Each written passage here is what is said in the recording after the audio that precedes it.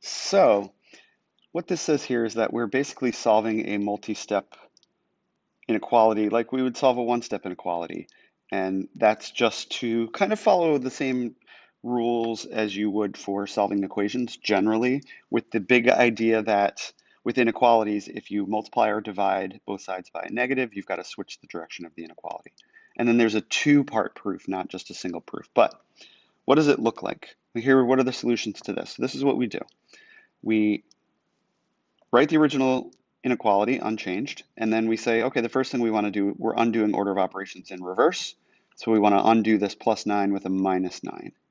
So we do that to both sides, and we simplify. Then now we're at here, we got to undo, remember we're trying to isolate t. So we undo what's happening to it, it's being multiplied by 4, you divide by 4. And you get t is greater than 3.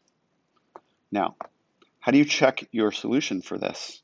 Well, the way we check inequality solutions is we check the endpoint, which is 3, and I'll show you how to do that in a second.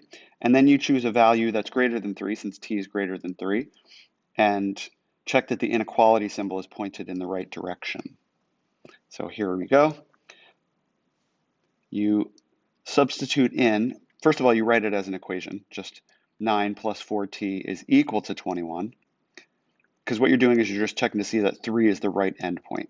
So then you plug in 3 there and solve it out, and or simplify it out rather, and you get 21 equals 21. Check. That means that this is the right number that should be sitting here. The second thing you want to do then is check, is the inequality pointed in the right direction? Okay. So you take this and plug in some number that's greater than 3. And you could start back again with the original inequality. And if you put in a 4 there, you'd get 25. And is it true that 25 is greater than 21? Yeah. So that must mean that the original inequality for your solution is pointed in the right direction. Okay? Two-part proof. And it's pretty simple to do the proof, so you just got to know what the purpose is. Here's your got it problems.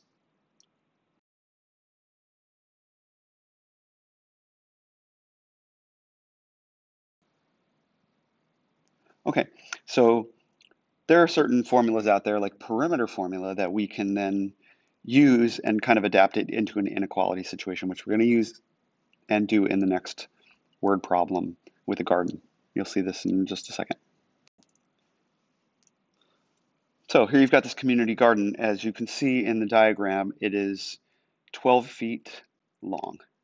Okay, so you want to fence it in, and it's adjacent to your friend's garden right here. Your friend has already done the measurements there for 12. Okay, this is yours. And you have at most 42 feet of fence. You can see the fencing right here. What are the possible lengths of your garden? Well, again, we know that this is going to be 12 because you're doing it adjacent to your friends. So we definitely have that length being 12. And the question is, what can these be? The maximum we can have is 42. So what do we know? Well, we know that the perimeter formula says the perimeter is equal to 2 times the length and 2 times the width, right? Twice the length plus twice the width. And that amount has to be at most what the amount of fence that you have is, okay? At most meaning it can be 42 or it can be less than that. And what do we substitute in? Well, we've got this here as 12, and we're going to do it twice. 12 here, 12 here. So we've got 2 groups of 12. Now we have 2 times this length. What can that length be that would keep it less than or equal to 42? And then this becomes your equation. So this is how we write it. We've got then 2 times the length plus 2 times that 12 width has got to be less than or equal to 42. We simplify that out, and then we subtract 24 from both sides. We get 2L has got to be less than or equal to 18, and dividing by 2, we find that the length has to be less than or equal to 9. Yep, so the length must be 9 feet or less. Okay, that's a word problem that uses inequalities by starting with some kind of formula you've got of the perimeter and then saying, okay, well, the perimeter has to be 42 or less, right? This amount has to come up to 42 or less, since that's the limit of what we've got here. So you really got to kind of puzzle it out. Here's your got it problem. See how you do.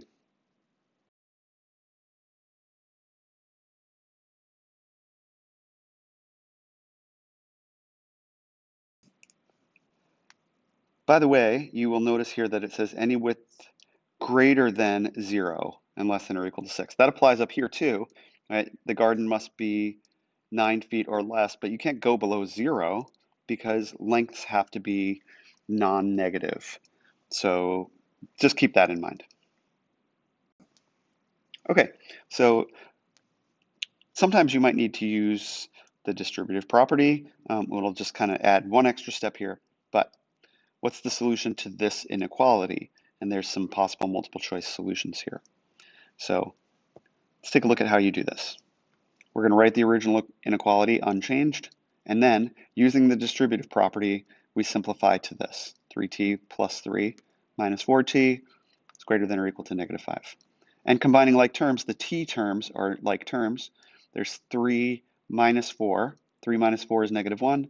You don't write negative 1t, you just write negative t. And then that plus 3, greater than or equal to negative 5. We've got to get rid of this positive 3 with a negative 3.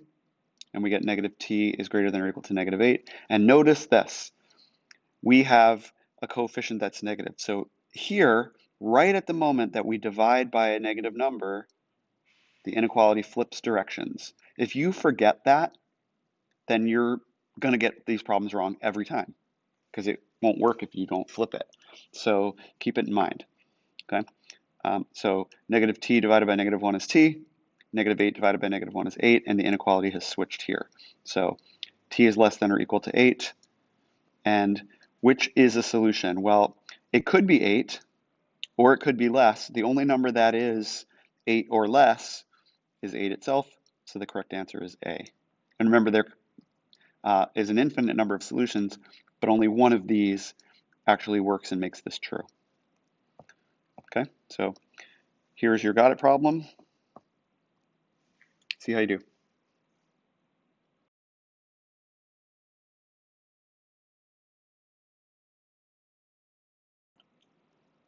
All right, so just like equations, some inequalities have variables on both sides. And so what you need to do is gather the variable terms on one side and the constant terms on the other side, just like you would in an equation.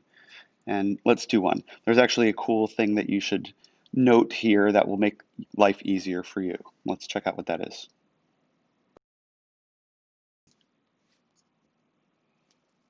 All right, so solving an inequality with variables on both sides as we see here. What are the solutions of this? So note what they say here. First of all, what we want to do is we want to get all of the variables to one side. Now, by the way, this says 3n. The book formats it funny, and so that's like that for some reason. I'm not sure why. Sorry about that. But this has a note here that says, why subtract 3n instead of 6n? Because you could have also gone up here and said, I'm going to take 6n away from both sides, which you could have done. You can do it that way. However, if you subtract 6n, what you're going to be left with here, 3n minus 6n, will be a negative value. And the negative coefficient means you're going to eventually have to divide by a negative number and flip the inequality. And that's where people make mistakes. So if you take away the lesser amount, then you get a positive coefficient, and then the inequality stays pointed in the right direction, or the same direction as it was. Just a note, there's ways to make life easier for yourself. So anyway, if you subtract 3n from both sides, you get this simplified inequality, and then you add 1 to both sides and simplify, you get this, and then you can divide both sides by 3, and you get n is greater than 3. And that's when it says what are the solutions, what that means is this doesn't indicate just one number. This indicates everything greater than 3. So all of those solutions. Okay, let's try it with a got it problem for you.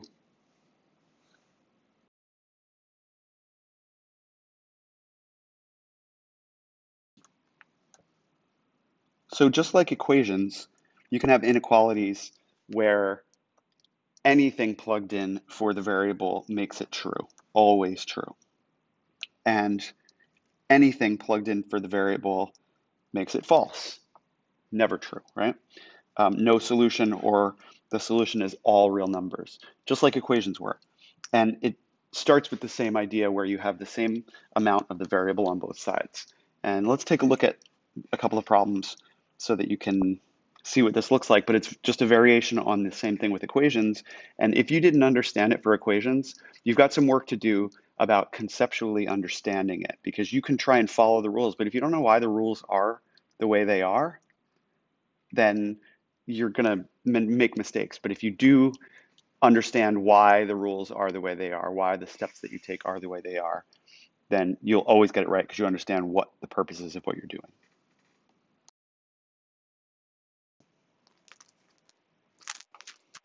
All right, let's start with this first one, A. What are the solutions of this inequality? Now, the way that it's written, it's not easy to immediately see what you're going to see here in a second, which is that we've got the same amount of the variable on both sides. When you do this distributing, you've got negative 8a here, and on the other side, negative 8a as well there. Okay, so what happens then is if you add that 8a to both sides to get rid of the variable on one side and it disappears on the other, you're left with a numerical inequality, which means there's no variables in it, right? It's not algebraic, it's numeric. And is this true? Is 10 greater than or equal to 10? Yes, 10 is greater than or equal to 10 because it is equal to. And so what that means is, as it says here, since 10 is greater than or equal to 10 is always true, the solution of the original inequality is true for anything that you put in. And you can try it. You can plug in 1,000,000 for A. And if you simplify it out correctly, you're going to see that it always works out to be true because it'll actually always be equal. Now, if it didn't say or equals, it wouldn't be, right? Because if it didn't say or equals, 10 is not greater than 10. And that's kind of the key bit of that.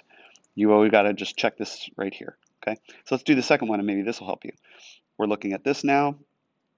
What are the solutions of this? And when you combine the like terms on the right-hand side, you get 7m minus m is 6m. Look, we have the same amount of the variable on both sides, 6m and 6m, okay? So we can take that amount away to get rid of the variables.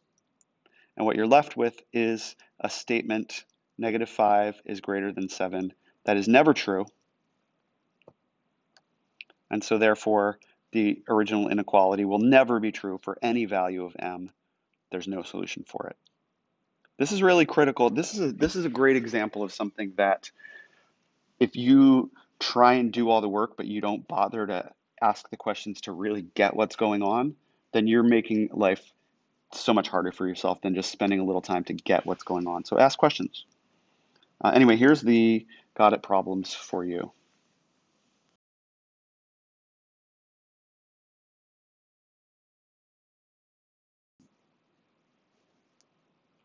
We'll see how you understood this by doing these lesson check problems.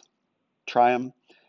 People that are doing them are going to greatly advance in this class and do really well. People that aren't are going to eventually, over time, do more and more poorly because they're not doing the practice and they're not keeping up with the class and understanding. So I highly recommend it. Okay, good luck.